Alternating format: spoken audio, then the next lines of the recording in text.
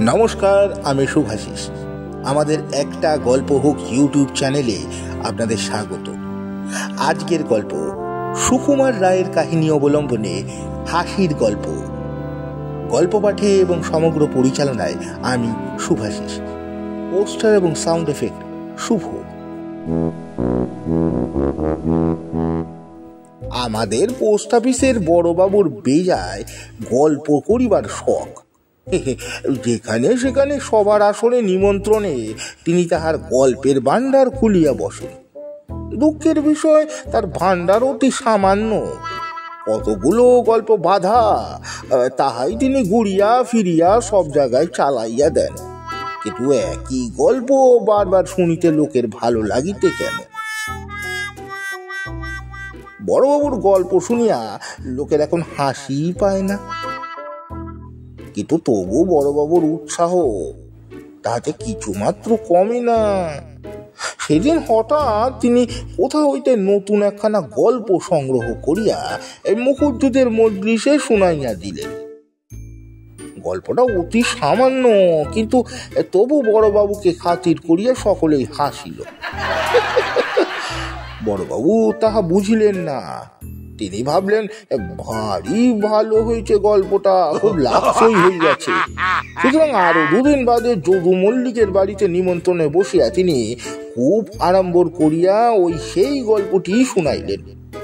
দু একজন যাহারা আগে শোনে নাই তাহারা শুনিয়া বেশ একটু হাসিল। বড়বাবু ভাবলেন, গল্পটা জমিয়াছে ভালো। তারপর ডাক্তারবাবুর ছেলের ভাতে তিনি আবার সেই গল্পটা খুব উৎসাহ করিয়া শুনাইলেন। এবারে ডাক্তারবাবু ছাড়া আর কেহ গল্প শুনিয়া হাসিল না, কিন্তু বড়বাবু নিজেই হাসিয়া কুটি কুটি। তারপরেও যখন তিনি আরো 2-3 জায়গায় সেই একই গল্প চালাইয়া দিলেন, তখন আমাদের মধ্যে কেহ কেহ ভীষণ চটিয়া গেল।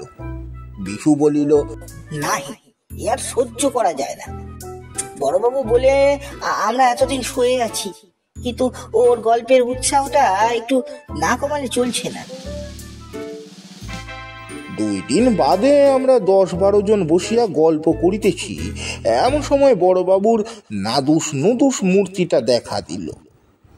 আমরা বলিলাম, আজ খবরদার, ওর গল্প শুনে কেউ হাসতে পারবে না, দেখি উনি কি করেন।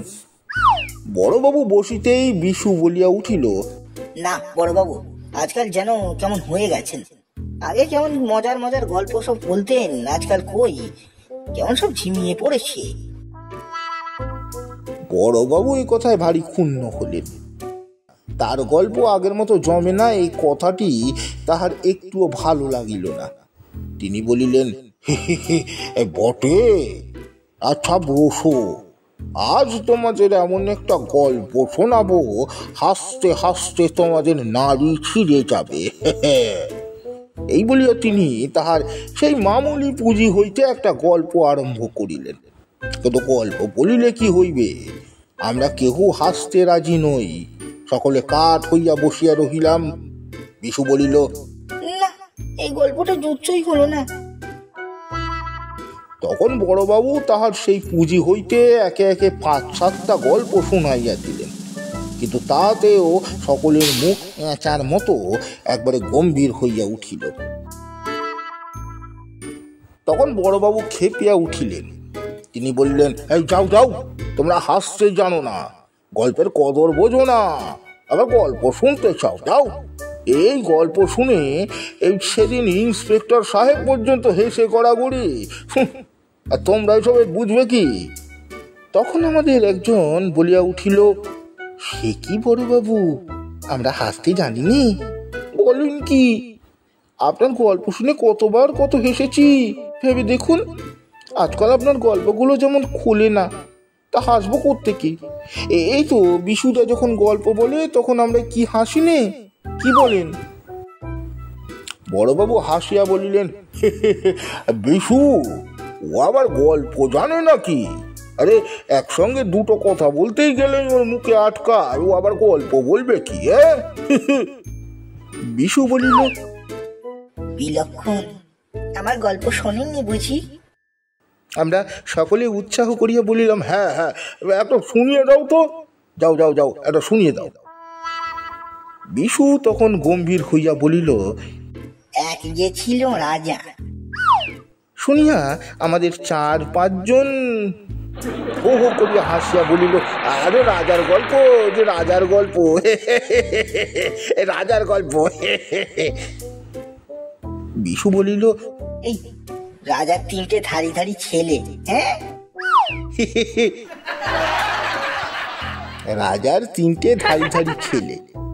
শুনিবা মাত্র আমরা একসঙ্গে প্রাণপণে সশব্দে হাসিয়া উঠিলাম যে বিশু নিজেই চমকাইয়া গেল। দাড়ি দাড়ি ছেলে। সকলে হাসিতে হাসিতে ওর গায়ে গড়াইয়া পড়িতে লাগিলাম। কেহ বলিল, দোয়াই বিশুদা, আর হাসিও না। কেহ বলিল, বিশু বাবু রক্ষে করুন, ঢের হয়েছে, ঢের হয়েছে। কেহ কেহ এমন ভাব দেখাইল যেন হাসিতে হাসিতে তাদের পেটে খিল ধরিয়া গিয়াছে।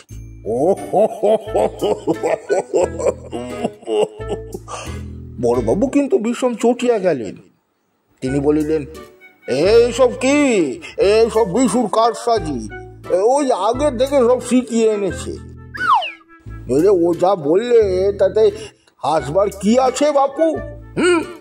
এই বলিয়া তিনি রাগে গজ গজ করতে করতে উঠিয়া গেলেন। এই সময় হইতে বড়বাবুর গল্প বলার শখটা একটু কমিয়াছে। এখন আর তিনি যখন তখন কথায় কথায় গল্প ফাঁদিয়া বসেন না।